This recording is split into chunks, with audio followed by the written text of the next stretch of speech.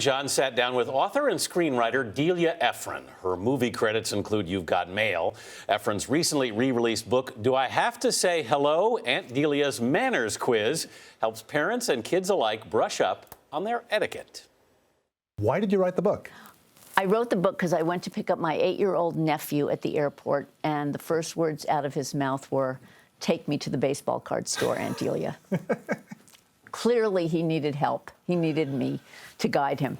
So on the way home in the car, I invented the manners quiz. And I would say, okay, like it's the holidays and you've come to see your Aunt Delia and she opens the door.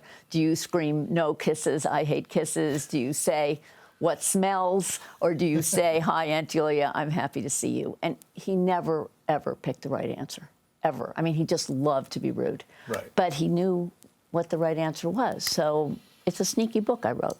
It's sneaky. Why is it sneaky?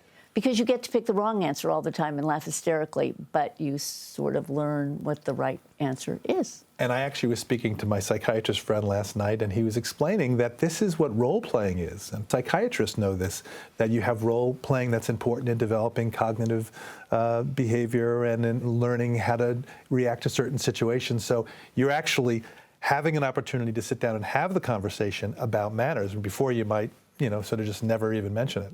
Well, there are all sorts of things that are tricky to teach, like how do you get a present and that you don't like, right? I mean, what do you say? Do you say, "I hate this," and throw it down and open the next present? Or do you say, "Thank you very much"?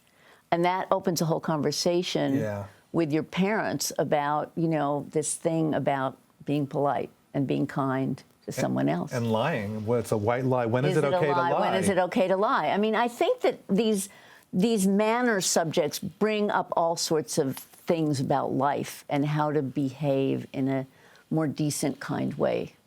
For more of that interview, visit cbsthismorning.com.